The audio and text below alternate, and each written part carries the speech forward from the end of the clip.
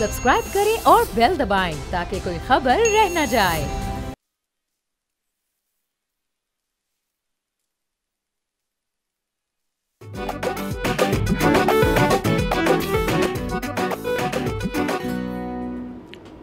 अस्सलाम वालेकुम, बोलो जनाब। मैं बहुत बहुत खुश आमदीद। मैं हूँ असद नज़ामी, मेरे साथ हैं अली आफ्ताब। सर क्या हाल है? सर ज़बरदस्त है। मैं कंफ्यूज्ड हूँ कि ये जो आपकी टाई है ये मेहंदी टाई है या वलीमा टाई है? सर ये नीदर है। अच्छा सर ये है पावर टाई। वाह।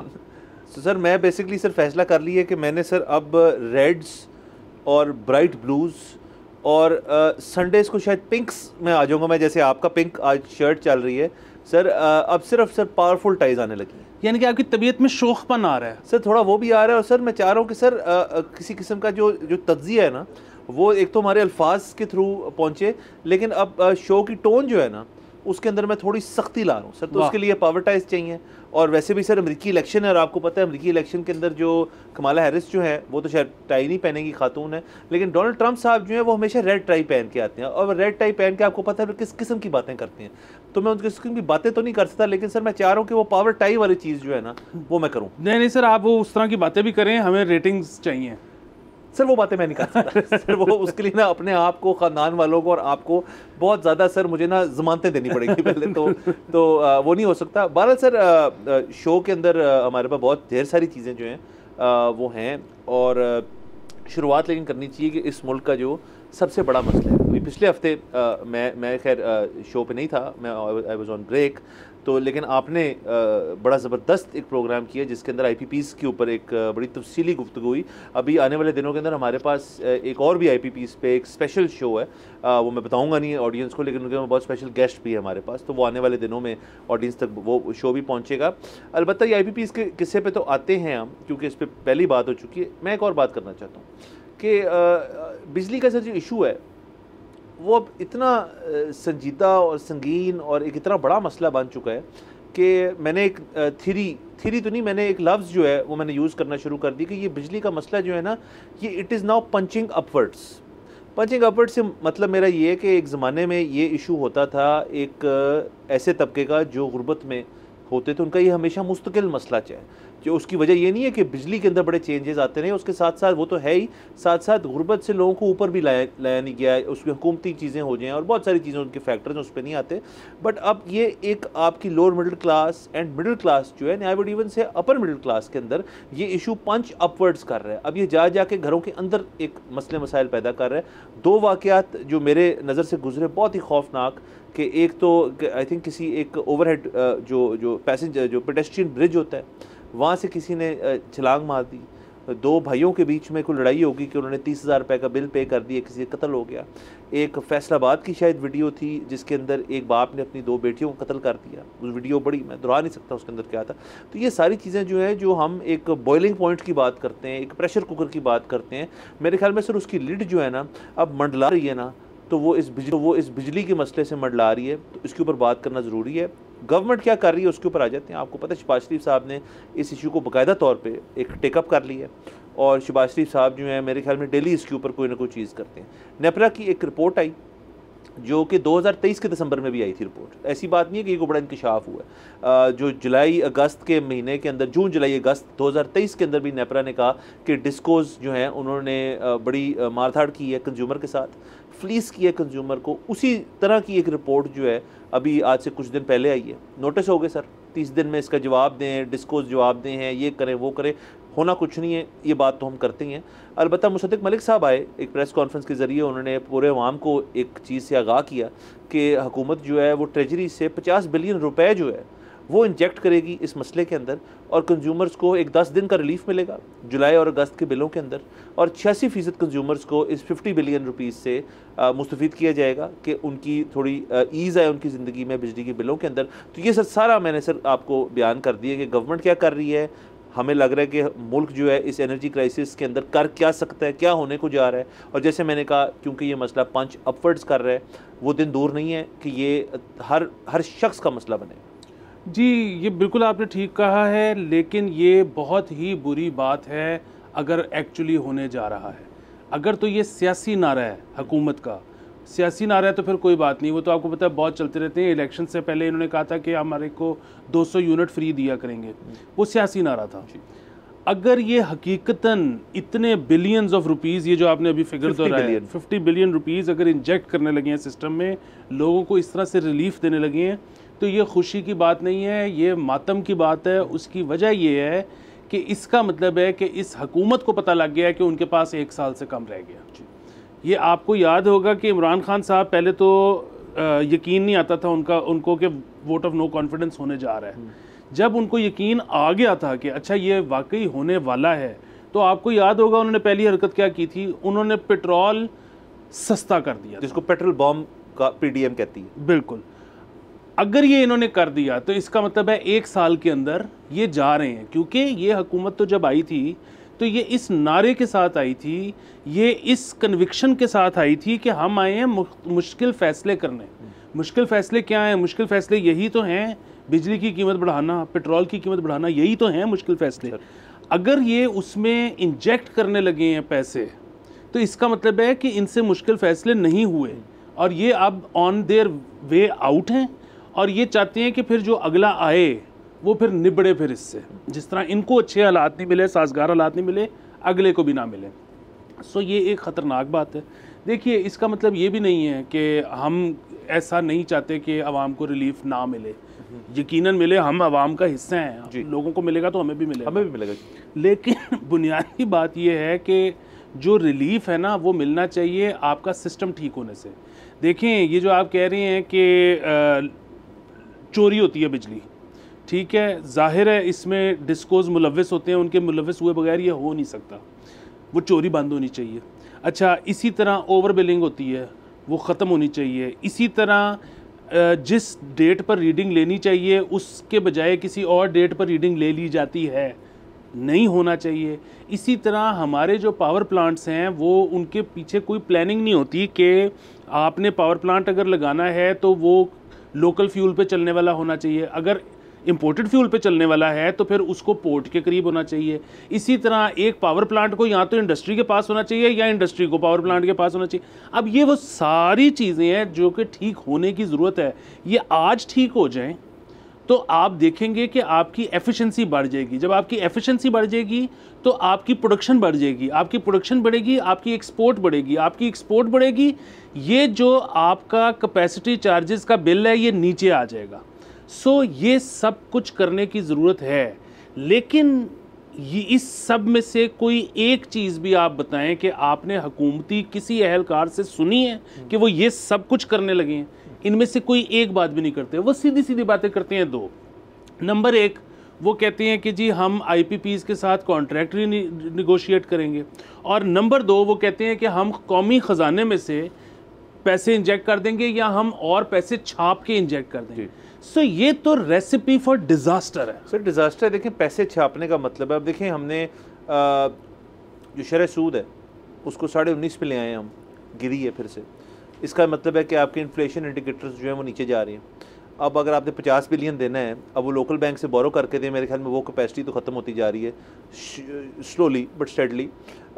लेकिन हमने 50 बिलियन जैसे आपने कहा छाप देंगे तो इन्फ्लेशन बढ़ना शुरू हो जाएगी, क्योंकि आप एकदम से पैसा तो नहीं इंजेक्ट कर सकते इसके अंदर। हाँ, कोई बहुत ही सिस्टमेटिक तरीके से करेंगे जी, उसी मद में है कि जी अगर वासा ने देना है लेस्को को इतना तो लेस्को पे बर्डन काम करें, या लेस्को ने देना है कोई उनका डेट चल रहा है कंज्यूमर का तो उनको दे दें ताकि उनका खर्च कम हो जाए। ये सारा सर ये this is called stop gap solution. Stop gapism हो रहा है सारा कि इसके अंदर के यार इधर ये होल प्लग कर दो, इधर ये होल प्लग दो। मतलब ये एक कश्ती है जिसके अंदर पानी आई जा रहा है और बाल्टियाँ सिर्फ 2 हैं और वो बाहर निकाल रहे हैं। अब मसला सिर्फ ये है कि पानी ज़्यादा तेज़ी से अंदर आना शुरू हो रहा है, तो आपको ना प्लग करना पड़ेगा होल प्रॉपरली।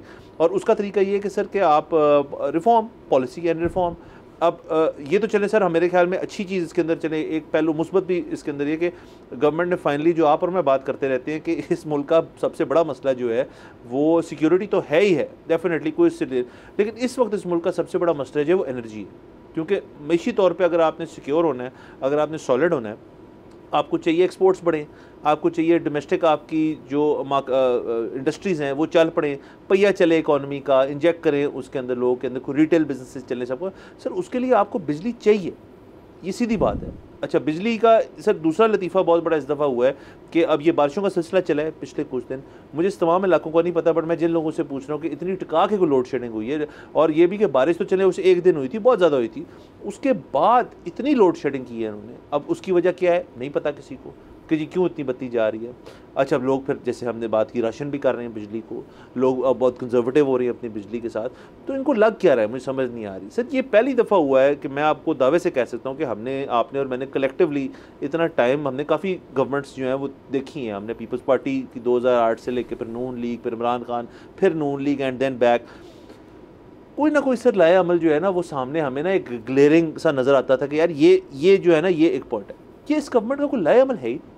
मुझे तो इस वक्त क्लैरिटी नहीं है कि एनर्जी पॉलिसी क्या है, ये स्टॉप गैप सोल्यूशन है, what is the energy policy. अच्छा, अवैस अगारी साहब जो हैं उन्होंने एक बात सर, वो भी मैं अगर इजाज़त दें तो अपडेट कर दूं, सोलर क्यूब असेंबली के फ्लोर पे उन्होंने खड़े होकर solar policy by the way clear कर दी है। उन्होंने कहा है कि जी जितने सोलर यूज़र्स हैं 1,13,000 या 1,26,000 जितने भी हैं, उनके जो नेट मीटर और अभी हो चुके हैं उनकी नेपरा के साथ कॉन्ट्रैक्ट्स हैं। ये आपको याद होगा बात हमने इसी सेट पे की थी कि नेपरा से आपका कॉन्ट्रैक्ट है, तो वैसे गारी साहब कह रहे हैं जब जिनका कॉन्ट्रैक्ट है उसको तो हम छेड़ नहीं सकते, तो उनको तो हम नहीं छेड़ेंगे। हाँ, जो नए लगेंगे उनके ऊपर पॉलिसी बनाएंगे और उस पर भी कोई फैसला नहीं। तो ये सोलर के ऊपर जो फोकस था ना, शुक्र है एनर्जी मिनिस्टर ने खुद ही कह दिया यार कि there are bigger fish to fry, और इतने बड़े बड़े मसले हैं IPP से लेके ट्रांसमिशन लाइन से लेके आपकी बाकी हर चीज़ जो है वो स्कैटर्ड है, उसको समेटें, फिर सोलर भी खेल लेंगे बाद में किसी दिन, ये वो कह रहे हैं। देखिए, मैं आपकी बात से थोड़ा सा इख्तलाफ इस तरह से करता हूँ कि बिल्कुल आपने ये ठीक निशानदेही की है कि आपके ख्याल में नंबर 2 सबसे बड़ा प्रॉब्लम हमारा एनर्जी है। मेरे ख्याल में पाकिस्तान का सबसे बड़ा प्रॉब्लम एनर्जी है। वैसे मैंने नंबर 1 ही कहा, अच्छा, मैंने कहा number 2 security is an equal, but इस वक्त मैं कह रहा हूँ सिक्योरिटी भी आपको देनी चाहिए, बट मैं अभी नंबर 2 पे रख रहा हूँ। सर देखिए, सिक्योरिटी का ताल्लुक बराह रास्त एनर्जी के साथ है ना। अगर खुदा ना खास्ता जंग हो जाए तो हमारे पास 4 दिन से ऊपर का पेट्रोल ही नहीं है, तो वो भी एनर्जी है ना। सो इसी तरह अगर हमने कुछ प्रोड्यूस करना है, हमने दुनिया में कुछ एक्सपोर्ट करना है, हमने कुछ इंडस्ट्रियल अगर तरक्की करनी है, एक तो ये जो है ना क्लियर करने की बात बहुत ज़रूरत है। मैं और आप भी बेतहाशा दफ़ा बात करते हैं कि जी डिस्ट्रीब्यूशन नेटवर्क अपग्रेड करें, लेकिन ये जो एक बहुत बड़ी गलत फहमी फैलाई जा रही है ना कि जी बहुत कोई हमारे साथ ज़्यादती हो गई है कि हमारा पावर प्लांट्स हमने इतने लगा लिए हैं कि वो 43,000 मेगावाट हमारी कैपेसिटी है इलेक्ट्रिसिटी जनरेट करने की, जबकि हमारी जो नीड है वो सिर्फ 33,000 है, और ज़ाहिर डिस्ट्रीब्यूशन तो हम 26,000 से ऊपर नहीं कर सकते, वो इतनी ख़राब है। लेकिन बुनियादी मसला ये है कि ये जो 43,000 है, ये 43,000 वो नहीं है कि जो हम जब चाहें बना लें, ये है हमारी peak capacity if everything is right, weather conducive है। मसलन इसका एक बहुत बड़ी एग्जांपल ये है कि जब सर्दियां आती हैं तो आपका कोई हाइडल चलता ही नहीं है, तो वो 43,000 में से आप अपने सारे डैम्स तो निकाल दें, फिर बताएं कितनी रह गई है बिजली। अच्छा, फिर उस पर आर्ग्यूमेंट ये आता है कि जी अच्छा चलें उसमें बिजली कम रह जाती है, लेकिन उसमें फिर बिजली इस्तेमाल भी तो कम ही होती है ना। मतलब लोग जो हैं वो राशन करते हैं बिजली, AC तो चलता नहीं।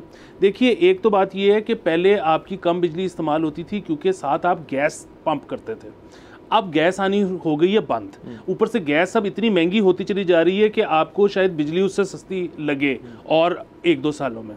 दूसरी बात ये है कि आप चलें रज़ाइयाँ ले लेते हैं और घर पे और ठिठुरते रहते हैं, कुछ लगाते नहीं हैं कि बिजली इस्तेमाल ना हो। लेकिन अगर आपने कभी भी तरक्की करनी है पाकिस्तान में, तो चाहे वो IT सेक्टर से करें, चाहे वो एग्रीकल्चर से करें, चाहे वो इंडस्ट्री से करें, किसी तरह भी करें, आपको एनर्जी तो चाहिए ना। मतलब बिजली आएगी तो कुछ पहिया चलेगा ना, उसके बगैर तो कुछ चलेगा ही नहीं। सो जो हमने लगाए हैं अपने पावर प्लांट्स, अगेन उसके ये चले जाते हैं उन बारीकियों में कि जी वो ROI 17% है उसका, तो भाई वो इंडिया में जो कॉन्ट्रैक्ट हो रहे हैं, मुझे तो पता लगा है कि वहाँ पे भी 11-12% है। सो अगर इंडिया जो इतना तरक्की कर रहा है तेज़ी से, वहाँ पे 12% पे लग रहा है, तो पाकिस्तान जिसका मशहूर है कि वो अपने कॉन्ट्रैक्ट्स ऑनर ही नहीं करता, वो कॉन्ट्रैक्ट ख़त्म होने से पहले उसकी टर्म्स चेंज करवा लेता है, तो कोई फॉरेन इन्वेस्टर अरबों रुपया लेके आएगा तो वो 5% तो बाकी दुनिया से ज़्यादा चार्ज करेगा ना, वरना वो क्यों आएगा। आपने एक्सपोर्ट पॉलिसी गलत रखी, आज भी गलत है और आपका ठीक करने का इरादा भी कोई नहीं। आपने होमवर्क या तो किया नहीं कि किस जगह पे पावर प्लांट लगाना है, कौन से वाला, और अगर होमवर्क किया भी तो उसको कॉम्प्रोमाइज़ कर दिया वोट्स के लिए कि हम इस जगह पर वोट हमारा कम है या इस जगह पर हमारा वोट ज़्यादा है, हम यहाँ पे लगा देते हैं। ये नहीं सोचा कि वो चलेगा किस एनर्जी के ऊपर, वो किसको बिजली देगा, उधर से डिस्ट्रीब्यूशन कितनी करीब या दूर पड़ेगी, ये सारी चीज़ें आपने निगलेक्ट कर दी। अब ये सारे हैं आपके मसाइल। आपका जो चोरी होती है वो आज भी होती है, हमें पता है कैसे होती है, हम कुछ नहीं कर सकते उसके बारे में। ये सारे हैं आपके मसाइल। ये वाला मसला आपका नहीं है कि आप रीनिगोशिएट कर लें या आप अपने पास से पैसे इंजेक्ट करना शुरू कर दें, तो फिर आप कल को डॉलर भी करना शुरू कर दें। ये कोई इनमें से ऐसी चीज़ है जो पहले ना हो चुकी हो। सर बिल्कुल, ये तो देखें ना कि आईपीपी रीनिगोश कर लेते हैं, सुप्रीम कोर्ट चले जाते हैं, सब कुछ कर लेते हैं। ये तो मतलब एक, तो उसके बाद वो इंटरनेशनल कोर्ट ऑफ जस्टिस, हाँ नहीं, वो और बड़ी चीज़ें होंगी। ये तो मतलब इसको मतलब क्रैश लैंग्वेज में लॉलीपॉप्स कहते हैं मतलब क्या आप सर। बाकी सर ये मैं सर आखिरी बात आपकी काट रहा हूँ, और वो ये है कि इस हुकूमत का सबसे बड़ा मसला वही है जो आज से पुरानी हुकूमतों का था, और वो करप्शन नहीं है, वो इनकॉम्पिटेंस है। ये नाअहल हुकूमतें हैं सारी। सर इस मामले में डेफिनेटली, इस एनर्जी के मामले में हमने देखा सर। बाकी ये बात शुरू हुई थी, हमारी स्टोरी शुरू हुई थी कि नेपरा ने national electricity provider electricity power का रेगुलेटर, नेशनल, इसका मतलब है तमाम डिस्कोस, जिसमें के इलेक्ट्रिक भी है। के इलेक्ट्रिक तो छोड़ ही देना, जिन लोगों के हाथ अभी वो है उन्होंने तो बेड़ा गर्क करके रखा हुआ ना उसका। सर और उसमें देखें ना, उसमें एक बहुत बड़ा प्रॉब्लम हो गया है कि उसको बनना चाहिए था सबसे अच्छी एक मिसाल प्राइवेटाइजेशन की वजह से, लेकिन हुकूमत उसको अपने हाथ से जाने ही नहीं दे रही, उसका कंट्रोल ही नहीं, मैनेजिंग कंट्रोल ही नहीं दे रही। यहाँ पे के इलेक्ट्रिक वाली बात पे आपको मैं रोकूंगा, यहाँ पे जाना है हमने ब्रेक के बाद यही बात, थोड़ी पॉइंट्स रह गए उनको डिस्कस करेंगे। Let's take a break.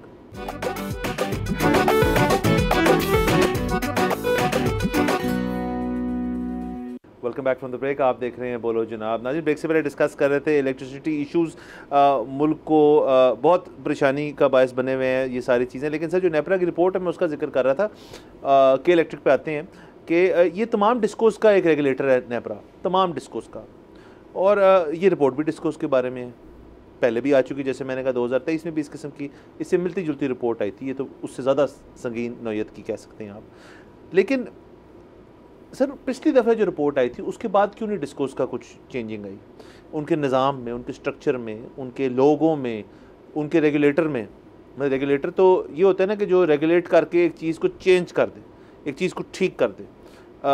लेकिन यहाँ तो रेगुलेटर भी नाकाम रहा, इसका मतलब है, क्योंकि अभी तक वही डिस्कोस जो हैं वही चीज़ें कर रहे हैं हर साल। ये क्या इत्तेफाक है कि जी जून जुलाई अगस्त के अंदर जो है सारा कुछ बैठ जाता है आपका, बिल्कुल आपसे ना हाथ पैर फूल जाते हैं, रिपोर्टें आना शुरू हो जाती हैं, कमेटियाँ बैठना शुरू हो जाती हैं, कमिश्नें बनना शुरू हो जाती हैं। तो इसका तो मतलब है कि ये चलें अगस्त पालें, सितंबर से लेके अगली जून तक, फिर आप एक काम करें, डिस्कोस को रेगुलेट करें, डिस्कोस को बंद करना है किसी को बंद करें, किसी के हवाले करना है किसी के हवाले करने, प्राइवेटाइज़ कर दें आप, इनके अंदर ऊपर से नीचे तक आप इसकी स्ट्रक्चरिंग चेंज कर दें। ये सब कुछ कहने को तो बड़ी अच्छी बातें हैं सर, लेकिन ये होगा नहीं, ये हो सकता नहीं। और जब तक मेरे ख्याल में सर फसाद की जड़ जो है ना वो है ही ये डिस्को वाला सिस्टम, इसको जब तक हम ठीक नहीं कर पाएंगे, आप सस्ती बिजली जो है वो कंज्यूमर की चॉइस होनी चाहिए किससे लें, ये नहीं हो सकता। लेकिन सिर्फ जो फसाद की जड़ है वो सरकार है। देखिए बार बार हम कराची इलेक्ट्रिक की बात करते हैं, बुनियादी बात यह है कि कराची इलेक्ट्रिक प्राइवेटाइज होने के बाद अवाम या जिन्होंने उसको लिया उनमें से कोई एक पार्टी भी अगर खुश है तो आप ये सोचें कि कोई और डिस्को प्राइवेटाइज होगा। जब कोई भी नहीं खुश, क्योंकि सरकार उस पर से अपना कंट्रोल, अपना होल्ड छोड़ ही नहीं रही, तो फिर आपके किसी और डिस्को के लिए इन्वेस्टर कहाँ से आएगा? ये बहुत बुनियादी सवाल है। सो जब तक आप इसका कंट्रोल छोड़ते नहीं, जिन्होंने लिया उनको देते नहीं, तब तक आपके नए डिस्कोज नहीं बिकेंगे। और सर देखें, ये तो हमारे पास मिसाल है कि जब वो उन हाथों में था जो के इलेक्ट्रिक जब अच्छा काम कर रहा था, मतलब जब उसके अंदर मतलब एक मूड था कि यार हम बेहतर तरह करें, तो मिसालें दी जाती थी कि जी एक मतलब जहाँ आपका रिकवरी अच्छी है उधर बिजली लोड शेडिंग नहीं होगी, इस किस्म की पॉलिसीज़ थी ना सर। सर वो पॉलिसीज़ हैं, लेकिन देखिए वो पॉलिसीज़ भी बड़ा मसले वाली बात है ना। वो पॉलिसीज़ तो अब बाकी जगहों पे भी अप्लाई होना शुरू हो गई हैं, वो तो लेस्को भी कर रहा है। लेकिन बुनियादी प्रॉब्लम ये है ना कि एक शख्स अगर एक ऐसे इलाके में रहता है जहाँ पे लोग बिजली चोरी करते हैं लेकिन वो नहीं करता, तो उसका क्या कसूर है? आप उसको बिजली कम क्यों दे रहे हैं? और हो सकता है कि वो शख्स कैपेबिलिटी रखता हो कि वो अगर उसको पूरी बिजली मिले तो वो बहुत ज़्यादा ज़र मुबादला कमा के ला सके, सिर्फ इसलिए कि वो एक ऐसे मोहल्ले में रहता है जहाँ के बिजली चोरी होती है तो आप उसको सो ये बड़ी काउंटर प्रोडक्टिव सारी स्कीम्स हैं ये। तो इनको चोरी रोकने की ज़रूरत है, बजाय ये कि ये कहते हैं कि हम वाया बठिंडा जाएंगे। हाँ सर, बहरहाल सर बहुत सीरियस इश्यूज़ हैं इनको आजकल, मतलब आप देख लें, हम तो बात कर रहे हैं, ये आपके नेशनल डिस्कोर्स का हिस्सा रहेगा अभी कुछ देर, जब तक ये मामला ठीक नहीं होते। और एंड में क्या होएगा जी कि हमसे नहीं ठीक हुए, और चलें फिर उस पर भी बात कर लेंगे, अगर नहीं ठीक हुए तो उस पर बात कर लेंगे। सर बहरहाल सर अब ज़रा चलते हैं ओलंपिक्स की तरफ। ओलंपिक्स हो रहे हैं, हमने हमारे शो ने ज़रा कम डिस्कशन की है, तो कुछ जो चीज़ें हुई हैं ओलंपिक्स के अंदर कुछ डिस्कस कर लें। शुरुआत करते हैं सर, जो एक बॉक्सिंग मैच हुआ वुमेंस कैटेगरी का, वुमेंस के अंदर एक ख़ास जो वेट कैटेगरी है उसके अंदर, तो ये इटली की हैं एंजेला करीनी का मुकाबला था, अल्जीरियन है इमाने खलीफ जो हैं। तो ये बॉक्सिंग मैच इस तरह से बहुत अजीब सा था कि जो इटालियन खातून थी वो 46 सेकंड के बाद उन्होंने अपने ट्रेनर कोच जो भी उनके कॉर्नर में था शख्स, उसको जाके कहा जी कि मैं फोरफिट कर रही हूँ मैच, क्योंकि जो दूसरी खातून थी अल्जीरियन जो थी, उन्होंने इतनी ज़ोर का मुझे मारा है कि ऐसा पंच मेरे ऊपर लैंड ही नहीं हुआ आज तक। तो ये मेरी जो सेहत है और मेरे जो सब कुछ, जो हालांकि हेड गार्ड के साथ होता है मैच के, ये बहुत मसला बन सकता है। तो उन्होंने फोरफिट कर दिया। अच्छा ये तो चलें एक उस वक्त, और ज़ाहिर है वो फिर हार फोरफिट करने के बाद ख़ुद रो पड़ी, आप दीदा हो गई। इन्होंने कोशिश की, दूसरी खातून ने उनको ज़रा मतलब थापी सी दी, और ये सारे मनाज़र लोगों ने देख लिए होंगे।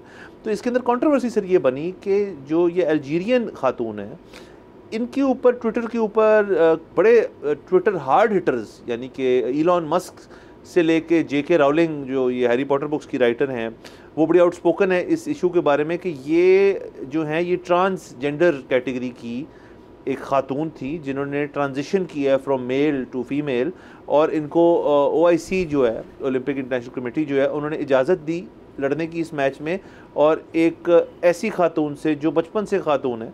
तो ये एक अनफेयर फाइट थी। अच्छा, अब उसके ऊपर एक डिबेट छिड़ पड़ी ट्विटर के ऊपर, तमाम सोशल मीडिया पे। OIC की तरफ से भी बयानात जो हैं उनको कुछ ना कुछ करना पड़ा, लेकिन एंड में सर ये बात कंफर्म होगी कि वो ट्रांसजेंडर है नहीं, वो कहा जाता है कि वो इंटरसेक्स है। तो जो बेसिकली एक परफेक्टली एक फ़ाइन चीज़ है उस लिहाज से, क्योंकि ये अपनी, ये नहीं है कि अभी इस ओलंपिक्स के लिए इन्होंने ट्रांजिशन करके मेल टू फीमेल इधर लड़ने की किया, ये इनकी ख़वातीन के साथ ही बाकी इनकी जो करियर है, हिस्ट्री ऑफ बॉक्सिंग है, जिनमें ये काफ़ी ख़वातीन से हारी भी हैं। तो ऐसा नहीं है कि मतलब ऑन हर डे ये उन इटालियन खातून से बेहतर साबित हुई।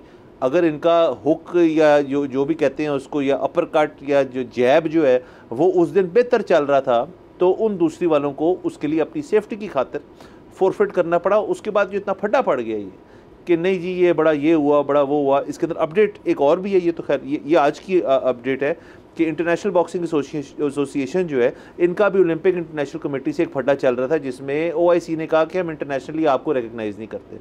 उन्होंने अपनी इस सारी चीज़ में जो हारी हैं इटालियन खातून, उनको $50,000 दिए, उनकी फेडरेशन को $25,000 दिए है, और उनके कोच को भी $25,000 दिए है, यानी कि OIC को थोड़ा चढ़ाने के लिए, जो मुझे समझ आई ये बात सारी। तो ये सर तमाम किस्सा है, और आई थिंक इसके ऊपर डिबेट बहुत कम हुई है, मतलब क्योंकि ये बड़ी फेयरली न्यू इश्यूज़ हैं जो स्पोर्ट्स के अंदर अब आना शुरू हो गए। जी, इस पे हुई है डिबेट, मतलब पिछले 4-5-6 साल में हम देखते हैं इस पे डिबेट हुई है, लेकिन वही बात है कि ज़्यादा खुल के नहीं हुई, सीरियसली नहीं हुई। इसी तरह हमने देखा कि ट्विटर के ऊपर कुछ जगहों पर बातचीत हुई, और लोग इसमें घबराते हैं अपना कोई ओपिनियन देने से। लोगों को लगता है कि कैंसल कल्चर का शिकार हो सकते हैं अगर उन्होंने कोई खुल के बात की। बुनियादी मसला ये है कि ये एक कॉम्प्लिकेटेड इशू है, और ये जो है मांगता है कि इसके ऊपर डिस्कशन हो। मसलन एक चीज़ तो ये, मेरी अंडरस्टैंडिंग के मुताबिक ट्रांसजेंडर वो है जिसने बाद में चेंज करवाया है कुछ भी अपना जेंडर। इंटरसेक्स वो है जो कि पैदाइश के वक्त वो बाइनरीज जो हैं उनमें किसी एक बाइनरी में फुली फिट नहीं होता, तो उस वक्त अगर डॉक्टर कोई सर्जरी कर दे तो कर दे, उस तरह से वो बाइनरी में फिट नहीं होता। अब एक तो ये है कि ये जो ओलंपिक्स थे इसमें तमाम जो लोगों ने compete किया है उन्होंने ये साइन किया था कि हम ये बाइनरीज के अंदर नहीं जाएंगे और हम गेम है इसके लिए कि वो आएँ और हिस्सा लें। नंबर 2 बात इसको जरा क्लैरिफाई कर दें, यानी कि वो मतलब एम्बिग्यूअस नहीं रखेंगे इसको, वो अपनी जेंडर टेस्ट और सब कुछ करा के पार्टिसिपेट करेंगे वो भी। और दूसरा ये कि अगर कोई इंटरसेक्स है तो वो ख़वातीन के हिस्सों मुकाबलों में हिस्सा ले सकता है। तमाम ख़वातीन पार्टिसिपेंट्स ने इस पर साइन अच्छा, किया। बाकियों ने किया। वैसे मैं सॉरी ऐड करता हूँ, कतई कलामी माफ़, कि इंडिया में एक टूर्नामेंट में जो अल्जीरियन खातून है, इन्होंने एक टूर्नामेंट में जेंडर टेस्ट जो है वो पास नहीं किया था, वहाँ ये मसला पड़ा था। तो ये न्यू नहीं है इस कंट्रोवर्सी से, बट चूंकि उनको OIC ने इजाज़त दी लड़ने की तो फिर सिचुएशन चेंज हो जाती है। सर बिल्कुल। अच्छा, अब बात वही है कि इसके ऊपर बात होनी चाहिए। उसकी वजह ये है कि यही हम देखते हैं ना कि जी अगर दो लोगों की लड़ाई हो रही है या 2 लोगों की रेस हो रही है तो उसमें किसी को एडवांटेज तो नहीं है। अच्छा, तो वो एडवांटेज तो होता ही है, मतलब वो तो स्याह फाम को सफ़ेद पे, चीने को गंदमी को किसी और पे, मतलब डिपेंडिंग ऑन द स्पोर्ट वो कोई ना कोई एडवांटेज तो जेनेटिकली है। मतलब और ट्रेनिंग और वो चीज़ें इसके अलहदा होती हैं। अच्छा, वो जेनेटिक जो एडवांटेज है वो मतलब ये नहीं है कि हमको पैदाइशी तौर पे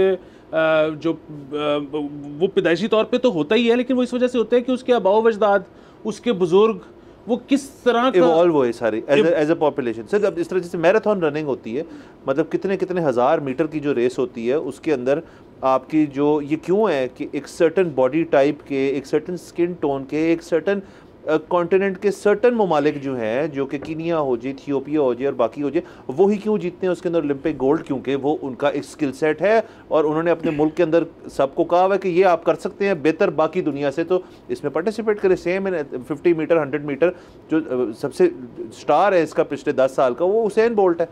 तो अब देख लें उनको वो किस तरह के दिखते हैं। सर आप ये देखें कि टेबल टेनिस की अमेरिका की टीम में भी 5 में से 4 लोग चीनी निजात होते हैं, एशियन बैकग्राउंड है उनका। हाँ जी, तो ये तो सारा कुछ है। अब अगर आप ये कहेंगे कि जी जो इंटरसेक्स है वो भी compete नहीं कर सकता, तो फिर आप आगे जाकर ये रेसिज्म भी हो सकता है कि जी फिर ऐसा करते हैं कि टेबल टेनिस में या बैडमिंटन में एशियन कोई नहीं आ सकता क्योंकि उनको एज है, और फिर चीज़ें खुल जाती हैं ना। चीज़ें खुल जाती हैं। अच्छा, on the other hand counter argument ये है कि अगर आप ने सबको इजाज़त देनी है तो फिर मेल फीमेल कंपटीशन भी अलग करने की क्या ज़रूरत है, फिर फीमेल ही मेल कंपटीशन में भी आ जाए। सो दोनों तरफ आर्ग्यूमेंट बहुत मजबूत हैं। तो इस पे बात तो होनी चाहिए, बात होनी चाहिए। सर बिल्कुल। सर बॉक्सिंग की क्योंकि जिक्र हो रहा है, तो देखिए बॉक्सिंग में हमने देखा है कि वेट का होता है, हाइट का नहीं होता।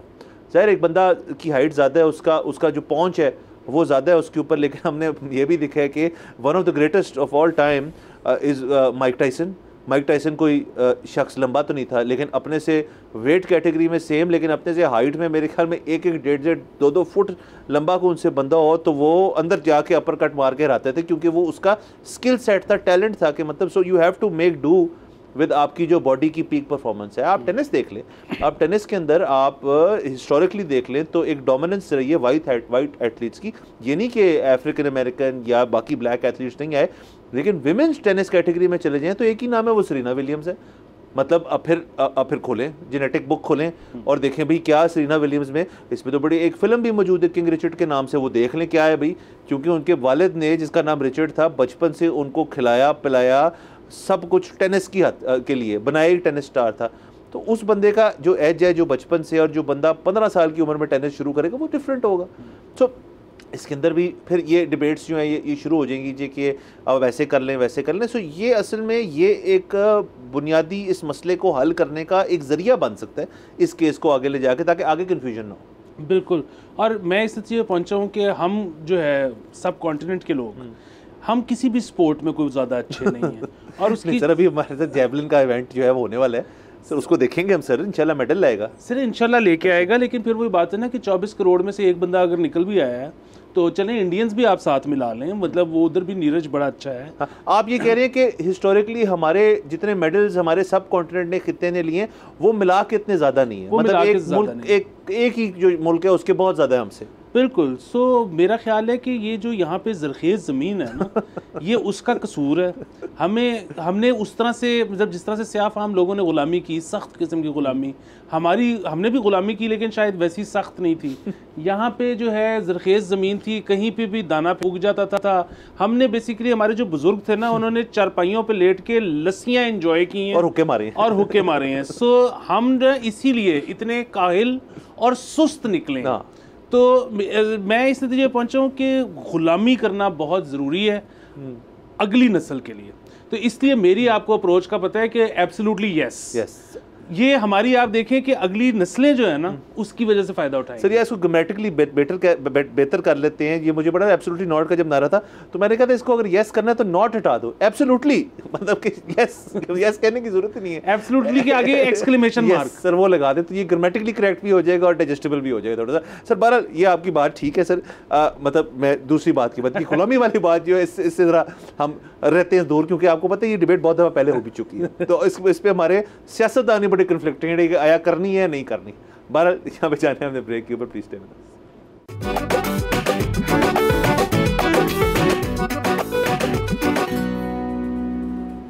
Welcome back from the break. आप देख रहे हैं बोलो जनाब। सर ज़रा बात कर लेते हैं वीपीएन की, आपने घबराना नहीं। तो सर पीटीए जो है हमारी एक इदारा है, हम वेरी प्राउड ऑफ पीटीए। वो आए दिन उनका होता है कि इंटरनेट कनेक्टिविटी ठीक रहे, टेलीकम्युनिकेशंस के अंदर कोई मसला ना हो। इस बात से कतई नज़र के आए दिन खराबी पैदा हो जाती है। अभी कुछ दिन पहले जो है काफ़ी जो ISPs इंटरनेट सर्विस प्रोवाइडर्स कुछ बंद रहे मुख्तलिफ शहरों के अंदर। लेकिन ये बात छोड़ दें, मैंने जैसे जिक्र किया कि हम VPN की बात करेंगे। VPN एक हर शख्स की बुनियादी ज़रूरत बनती जा रही है। कुछ की बहुत पहले बन गई थी और कुछ की अब ट्विटर के बाद जो है वो बनने को जा रही है, बस सिक्योरिटी की वजह से। तो मेजर जनरल रिटायर्ड हफीज़ुर रहमान साहब जो हैं इस वक्त वो PTA को हेड करते हैं, और उनका एक बयान आया जिस पे उन्होंने कहा जी कि हम पूरी कैपेबिलिटी रखते हैं, PTA पूरी कैपेबिलिटी रखता है कि जो VPNs अनरजिस्टर्ड हैं, जो VPNs वैसे ही राह चलते कोई भी ऑन कर लेता है, ऑफ़ कर लेता है और ग्रिड से आउट हो जाता है, या जो भी फायरवॉल की प्रोटेक्शन ले लेते हैं, हमें पूरा अंदाज़ा है और हमारे पास पूरी इक्विपमेंट और एक्सपर्टीज़ हैं इस सारी चीज़ को बंद करने के लिए जड़ से। और ये भी आपको याद होगा कि ये बात आ कहाँ से रही है कि एक पॉलिसी बनी गई थी PTA और IT मिनिस्ट्री की तरफ से कि जी VPN जब रजिस्टर हुआ करेंगे, यानी किसी को चाहिए वो पहले प्रूव करे ये क्यों चाहिए। मतलब कुछ बिजनेसेस की एक जेन्युइन ज़रूरत होती है VPN कनेक्शन होना।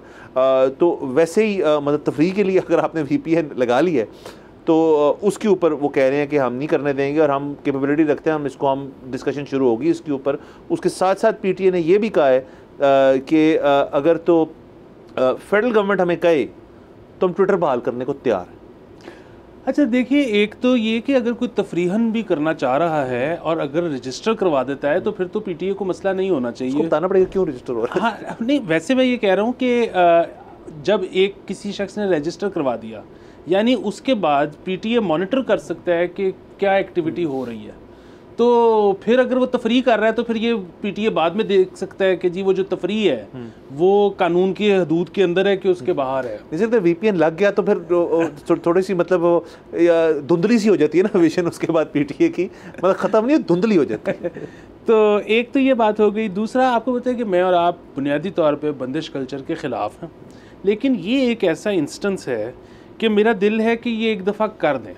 अच्छा हाँ, और उसकी वजह यह है कि मैं एक्चुअली देखना चाहता हूँ कि ये कैसे करेंगे, क्योंकि मेरा ज़ाती ख्याल ये है, मैं बहुत ज़्यादा टेक्निकली जो है वो टेक्निकल नो हाउ रखने वाला आदमी नहीं हूँ, लेकिन मेरा एक ख्याल है कि ये मुमकिन नहीं है, क्योंकि अगर सारे VPNs को हटा भी दिया जाए प्ले स्टोर से तो उनके APK या AKP जो कहते हैं वो मिल जाएंगे, APK फाइल्स। बिल्कुल। दूसरा ये कि अब हमारे आपके मेरे कई रिश्तेदार दोस्त चाइना में रहते हैं, वो हमसे कैसे रब्ता करते हैं और काम भी करने जाते हैं बहुत सारे। बिल्कुल, वो व्हाट्सएप से रब्ता करते हैं। हाँ। वो फेसबुक पर भी कमेंट कर रहे होते हैं, वो ट्वीट भी कर रहे होते हैं। अच्छा, वो जाहिर है वो या वहाँ पर वैसे रहने वाले लोग वो चाइना की हुकूमत पर तनकीद नहीं करते। उसकी और बहुत सारी वजह हैं। मतलब एक तो वजह ये है कि वो 6 मिलियन लोगों को सालाना पॉवर्टी लाइन से निकालते हैं, वहाँ पर बिजली इंतहाई सस्ती है, वहाँ पर लोगों का लाइफस्टाइल बेहतर हो गया पिछले 3 दिहाइयों में बेहतर से बेहतरीन होता चला जा रहा है। सो जाहिर है वो लोग जो है वो घबराते हैं कि यार मतलब क्यों, जब सब कुछ बेहतरी की तरफ जा रहा है तो क्यों हमने ये करना है। फिर उनकी सज़ाएँ भी सख्त हैं, मतलब अगेन वो सज़ा जो है वो अगेंस्ट सम सर्विस डिलीवरी है ना, मतलब वो टैक्स भी अगर ले रहे हैं या सज़ा भी दे रहे हैं और साथ में कुछ सर्विस डिलीवरी भी तो ऑफ़र कर रहे हैं ना। सो इस वजह से वो लोग नहीं करते। लेकिन मेरे कहने का मतलब ये है कि चाइना जो कि इतना ज़्यादा अब पढ़ा लिखा मुल्क है, जो कि अब इंजीनियरिंग में, IT में, हर चीज़ में बहुत आगे, अगर वो VPNs नहीं बंद कर सका तो हम कैसे करेंगे? मैं बस ये जानने में इंटरेस्टेड हूं। यानी कि आप बेसिकली PTA की तरफ एक टफ लव पॉलिसी जो है वो अपना रहे हैं कि यार तू करके दिखा। वो होता है ना कि यार I will believe it when I see it वाली बात। बिल्कुल, मैं सिर्फ देखना चाहता हूँ क्योंकि अगर पाकिस्तान ने ये कर ली है तो ये तो बहुत फ़ख्र की बात है। ये तो फिर हमने जो है वो टेक में चाइना को और इसराइल को पीछे छोड़ दिया अगर हमने ये करने में कामयाब हो गए। मतलब तो ये तो फिर हमें एक्सपोर्ट करना चाहिए, सिस्टम एक्सपोर्ट करना चाहिए। यानी कि हम चाइना की फायरवॉल लेके उसको बेहतर कर देंगे और हम उन्हीं को वापस कर देंगे। ले जी हमने ठीक कर दिया सब कुछ। वाह सर, क्या कहने, ज़र मुबादला कमाए इससे। अच्छा, दूसरा सर इसके अंदर मैं ऐड करता जाऊँ कि टर्की से भी हमें एक खबर पता चली है।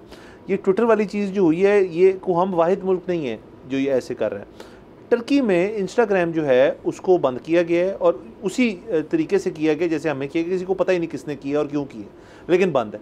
तो ये कोई ऐसी नहीं है कि हम यूनिक हैं इस चीज़ में। बिल्कुल, मुझे इसमें ना सिर्फ एक ख़तरा है। वैसे तो उन्होंने जिस भी वजह से किया है, उनका मुल्क है, वो जाने, लेकिन अगर वो पाकिस्तानियों के गम से कर दिया है ना तो फिर बड़े अफसोस की बात है। क्योंकि मुझे डर ये है कि ये ना हो कि वहाँ पे बहुत ज़्यादा ट्रैफिक जा रही हो कि वो Halima sister why are you dressed like this type comments हो रहे हो, तो उन्होंने कहा कि यार ये पाकिस्तानियों को बंद करो, ऐसा करो इंस्टाग्राम ही बंद कर दो, कुछ देर हम इनको नहीं देंगे तो ये ठीक हो जाएंगे। हाँ सर, बहरहाल सर ये देखेंगे आगे जाके PTA के ये बयानात हैं। ज़्यादा इसके अंदर पर्टिनेंट मेरे ख्याल में बात है ट्विटर वाली कि PTA कहता है हम तैयार हैं। यानी कि इसका मतलब उनको पता है एग्जैक्टली कौन सा बटन बांधा है। फेडरल गवर्नमेंट कहेगी कि अब सब कुछ ठीक हो गया है, अब वो कंसर्न्स हमारे रिजॉल्व हो गए हैं, तो हम उसको ठीक कर लें। नहीं, ये तो शुक्र है इनका ये बयान आया है। उसकी वजह ये है कि जो फेडरल गवर्नमेंट ने पहले बयान दिया था, ये तो बाद में कहा ना कि हाँ बंद है और हमने किया हुआ है। जो पहला बयान था कि सब ठीक तो चल रहा है, उस पर जो मजाक उड़ा था, हमें पता ही नहीं, उस पर जो मजाक उड़ा था, तो इस तरह की बात नहीं करनी चाहिए। ये PTA का ये बयान तो बिल्कुल ठीक है कि जी वो बंद है, हमें आप ऑर्डर देंगे, हम खोल देंगे, हमें पता है, ऊपर से ऑर्डर का वेट करें। बहरहाल सर वक्त खत्म हो जाता है। कल इंशाल्लाह आपसे फिर मुलाकात होगी। हमें इजाज़त दीजिए। खुदा हाफ़िज़।